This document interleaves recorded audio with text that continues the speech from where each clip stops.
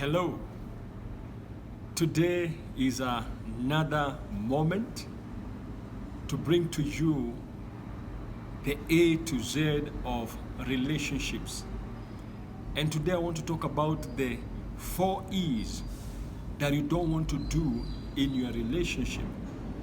Number 1, embarrass. Do not embarrass your spouse. There are so many ways you can embarrass your spouse. For example, I've seen men who sometimes want to hold maybe the hand or the waist of their wife when they are walking in the street. And the lady will push away the hand of the man. And this can be embarrassing, can be so embarrassing. Making faces in the public that definitely display that you are angry or annoyed with your spouse while others are watching. That can also be so embarrassing. Number 2, do not expose your secrets to the outsiders. Now, unless you're speaking to a counselor, don't expose the weaknesses of your spouse. Don't. If your husband snores the whole night or your wife snores the whole night, don't go telling the public about your spouse, how he snores or how she snores. If your wife is such a bad cook, don't go speaking everywhere, telling your sisters, your brothers, your relatives that your wife is a terrible cook.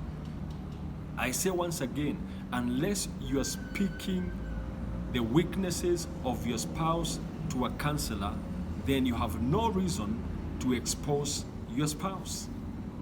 The other one is enslaving. Don't enslave your spouse. Don't. What do I mean by enslaving? A slave is somebody who does not control anything. There are people or spouses who want to control everything in a marriage. They want to control the money, they want to control the time, they want to control who one meets or talks to. They want to control even what people or the family eat in the home. Now that is enslaving. Please don't enslave your spouse. Now finally, endanger. Do not endanger your spouse. How can you endanger your spouse? For example, when you step outside there, you cheat, you are endangering your spouse because you may bring in a disease to the family.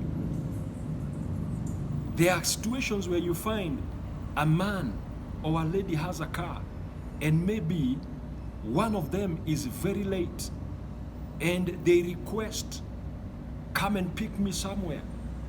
And you tell your spouse, I cannot be able to do that. Why did God in the first place bless you with a car? So that you can provide transport or rescue when somebody is endangered. Don't allow your spouse to go through situations that may endanger their lives. Take care of each other. Now, if you practice these 4 little keys, then your marriage is on the way to sizzle. God bless you.